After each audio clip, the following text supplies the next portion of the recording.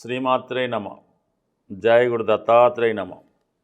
ఈ వీడియోలో మనం కుంభరాశి వారికి జనవరి 4 నుంచి 10వ తారీఖు మధ్యలో జరగబోయే వార ఫలాలు పరిశీలించినప్పుడు ఒక విధంగా ఈ సంవత్సరం మొదటి వారంలో కుంభరాశి వారు ఒక జాక్పాట్ కొట్టినట్టే అంత అదృష్టంగా ఈ సంవత్సరం వీళ్ళకి ప్రారంభమవుతుంది. ఈ వారం అంతా కూడా 4 గ్రహాలు 11వ స్థానంలో ఉన్నాయి. కేవలం ఒక్క గ్రహం 11వ స్థానంలో ఉంటే ఆ జాతకుడికి ఆ సంవత్సరం అంతా హ్యాపీగా వెళ్ళిపోతూ ఉంటుంది అన్నమాట, ఆ గ్రహ కారకత్వాల ద్వారా. ఇప్పుడు 4 గ్రహాలు రావడం వల్ల అవి ఆటోమేటిక్గా జాతకుడికి మల్టిపుల్గా సహకరించడం జరుగుతూ ఉంది.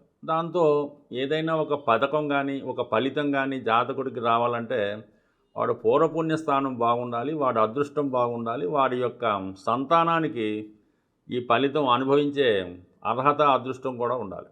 అలాగ ఉన్నప్పుడు మాత్రమే జాతకుడికి ఈ ఫలితం రావడం జరుగుతూ ఉంటుంది. మరి పంచమ స్థానంలో చంద్ర గురువులు ఈ వార ప్రారంభంలో ఉంటూ ఒక అద్భుతమైనటువంటి గజకేసరి యోగం ఏర్పడడం జరిగింది 5వ స్థానంలో. 5వ స్థానం అంటేనే అదృష్టం, లక్, స్పెక్యులేషను. ఒక జాతకుడు షేర్ మార్కెట్లో ధనం సంపాదించాలన్నా, లేదంటే ఒక పందెంలో ఒక పోటీలో నెగ్గాలన్నా, ఒక లాటరీ కొట్టాలన్నా 5వ స్థానం అన్నది బలంగా ఉండాలి. సో అది ఇక్కడ 5వ స్థానంలోకి వచ్చినంత మాత్రాన ఏమీ అదృష్టం కలిసి రాదు. బట్ జాతకంలో ఒక మాదిరిగా ఉన్నటువంటి ప్రయత్నం అది, అంతే తప్ప దీన్ని నమ్ముకొని ఎవరైనా బెట్టింగ్లు, ఆన్లైన్ బెట్టింగ్లు అయితే దానికేమీ సంబంధం ఉండదు. 5వ స్థానంలో గురువు 11వ స్థానంలో ఉన్నటువంటి బుధుడితో పరివర్తన చెందడం జరిగింది. ఈ పరివర్తన కారణంగా మీరు ఒకదానికోసం ప్రయత్నం చేస్తుంటే వేరే విధంగా అదృష్టం కలిసి వచ్చే అవకాశం ఉంది. సో 5వ స్థానం అన్నది ప్రేమ స్థానం కూడా కాబట్టి, అంటే మీరు ఏదో పెళ్లి చేసుకునే ఉద్దేశంతో, మంచి ఉద్దేశంతో ఎవరినో ఇష్టపడి వాళ్ళకి ఏదో ప్రపోజల్ పెడితే వాళ్ళ నుంచి కాకుండా వేరే వారి దగ్గర నుంచి మీకు ఆ ప్రపోజల్ అందినట్టుగా ఇప్పుడు మీ అదృష్టం అన్నది ఆ విధంగా ఒకే దెబ్బకి 2 పెట్టెల్లాగా అదృష్టంగా మారడం జరుగుతుంది. బట్ ఏదన్నా 5, 11 మధ్య ఎక్స్చేంజ్ మాత్రం సంతాన విషయంలో మీకు లాభాన్ని కలిగించే అవకాశం ఉంది. ఒక అదృష్ట యోగం కూడా జనరేట్ అవుతుంటుంది అనమాట. అంటే గురువు 11లోకి ఉంటే ఏ ఫలితం ఇస్తాడో ఆ ఫలితం రావడం జరుగుతుంది. గురువు ధన లాభాధిపతిగా లాభస్థానంలో ఉంటూ మిగతా 4 గ్రహాలతో కలడం వల్ల వచ్చిన ఫలితం అంటే రవి 11లో రావడం వల్ల ప్రభుత్వ పథకాలు అనుకూలంగా వస్తాయి, తండ్రి గారు సహకరిస్తారు, ప్రభుత్వ ఉద్యోగంలో ఉన్న వాళ్ళకి ప్రమోషన్ లాంటిది రావడం జరుగుతుంది, రాజకీయ నాయకులు సహకరిస్తారు. ఇక కుజుడు 11వ స్థానంలో ఉన్నాడు. భూములు, స్థిరాస్తుల వల్ల కలిసి వస్తుంది, అన్నదమ్ములు కలిసి వస్తారు, స్నేహితుల వల్ల లాభం కలుగుతుంది, పోలీస్ డిపార్ట్మెంట్ వారు, అడ్వకేట్స్ మీకు సంపూర్ణంగా మద్దతు తెలుపుతూ ఉంటారు.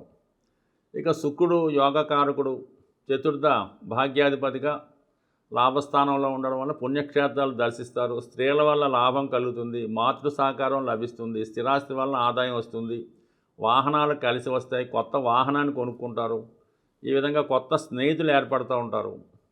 ఇక బుధుడు 11గా ఉండడం వల్ల కొత్త వ్యాపార అవకాశాలు వస్తాయి, విద్యార్థులకి స్కాలర్షిప్ లాంటిది వస్తుంది, కొత్త పరిచయాలు ఏర్పడతాయి, ఈ విధంగా మల్టిపుల్గా అభివృద్ధి కలుగుతుంది. అలాగే ఏదైనా ఒక ఉద్యోగ ప్రయత్నం చేస్తున్నప్పుడు అనూహ్యంగా మీకు ఉద్యోగంలో అభివృద్ధి రావడం, అంటే 11వ స్థానం అన్నది ఏంటంటే మన కోరికలు తీర్చే స్థానం, మన ప్రయత్నానికి లాభాన్ని కలిగిస్తూ ఉంటుంది. అందువల్ల ఇప్పుడున్నటువంటి గ్రహస్థితి అంటే కుంభరాశి వారు జీవితంలో స్థిరపడాలన్నా, ఇప్పుడు ఉన్నటువంటి ఏలినాటి శని ప్రభావం నుంచి బయటపడాలన్నా, ఇప్పుడు ఉన్నటువంటి అవకాశాన్ని మీకు అనుకూలంగా మార్చుకుంటేనే సక్సెస్ అవ్వడం జరుగుతుంది. మరి ఇన్ని బాగున్నాయి, ఇంత అదృష్టం ఉంది, ఇన్ని గ్రహాలు 11 మీద ఉంది, మరి కుంభరాశి వారు ఎందుకు సరైన నిర్ణయం తీసుకోలేకపోతున్నారు, అభివృద్ధికి ఆటంకాలు కలుగుతున్నాయంటే రాశి అందే ఉన్నటువంటి ఈ రాహువు విపరీతమైనటువంటి ఆశని, కోరికని, యాంబిషన్ని కలిగిస్తూ ఉంటాడు.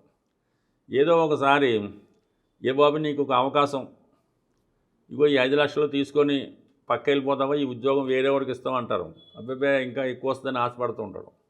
ఏదైనా అత్యాశకు పోవడం వల్ల వచ్చిన అవకాశానికి ఇంకా మంచి అవకాశం వస్తుందని ఉన్న అవకాశాన్ని వదులుకోవడం ఇప్పుడు కుంభరాశి వారు చేస్తున్నటువంటి పొరపాట్లు. అందువల్ల అత్యాశకు పోకుండా, మనసులో ఒక విధమైన స్వార్థం పెట్టుకోకుండా వచ్చిన అవకాశాన్ని ఉపయోగించుకుంటేనే ఇప్పుడు చెప్పిన మీకు ఫలితం రావడం జరుగుతూ ఉంటుంది. లేదంటే ఏదో ఊహించి, ఏదో ఇంకా ఊహించి వచ్చిన అవకాశాన్ని పాడు చేసుకుంటే మాత్రం ఈ పరిస్థితి ఇలాగే ఇంకొంతకాలం సాగుతూ ఉంటుంది.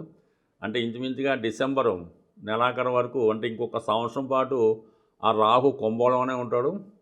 ఆ శని భగవానుడు ఆ 2వ స్థానంలో, కుటుంబ స్థానంలో ఉండడం వలన ఈ శని భగవానుడు అక్కడంకా సంవత్సరం ఉంటాడు. కాబట్టి ఇవన్నీ కుంభరాశికి వారి యొక్క అభివృద్ధికి వారే అడ్డంకులుగా మారడం, వారి కుటుంబ సభ్యులే వారికి సహకరించకపోవడం, ఇవన్నీ ఈ రాశి వారికి బలహీనతలు. కాబట్టి కంప్లీట్గా వాటి నుంచి బయటపడితేనే ఇప్పుడున్నటువంటి ఈ మంచి అవకాశాన్ని జాతకుడు ఉపయోగించుకోగలడు. వీటి నుంచి బయటపడాలంటే కంప్లీట్గా ప్రతి శుక్రవారం, ఈ శుక్రవారంతో పాటు రాబోయే ప్రతి శుక్రవారం కూడా ఏదైనా అమ్మవారి ఆలయం దర్శించి ఒక 18 ప్రదక్షిణలు చేసి ఆకుపచ్చ రంగులో ఉన్నటువంటి నిమ్మకాయల దండ అమ్మవారికి సమర్పించి, ప్రతి వారం కూడా మీ దగ్గర ఒక కొత్త ఆకుపచ్చ రంగు నిమ్మకాయ పెట్టుకొని శుక్రవారం రోజు మళ్ళీ వారం అయిన తర్వాత నిమ్మకాయ మారుస్తూ ఉండాలి. ఈ విధంగా చేయడం వల్ల చాలా వరకు మీలో ఉన్నటువంటి ఆ నెగిటివ్ ఎనర్జీ అంతా పోయి ఇప్పుడు వచ్చినటువంటి పాజిటివ్ ఎనర్జీ మీ మీద పనిచేస్తుంది.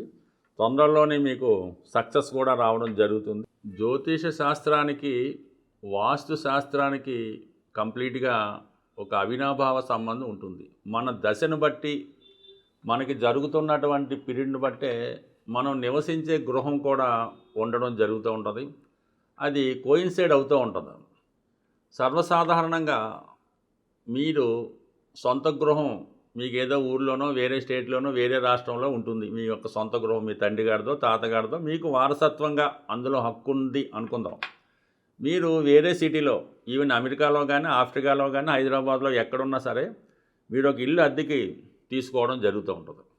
కేవలం మీ సొంత గృహంలో ఎటువంటి వాస్తు దోషం ఉంటుందో అదే వాస్తు దోషంతో ఉన్న ఇల్లు మాత్రమే మీకు దొరుకుతుంది అద్దెకు ఉండడానికి. లేదు మీరు కొనుక్కోవాలన్నా కూడా అటువంటి వాస్తు దోషం ఉన్న ఇల్లే మీకు కుదరడం జరుగుతూ ఉంటుంది. ఎక్కువగా వాయువ్య దోషం ఎవరికైతే వారి గృహంలో ఉంటుందో వారు నివసిస్తున్న గృహంలో కానీ, కొంటున్న గృహంలో కానీ అదే వాస్తు దోషం అన్నది కంటిన్యూ అవ్వడం జరుగుతూ ఉంటుంది.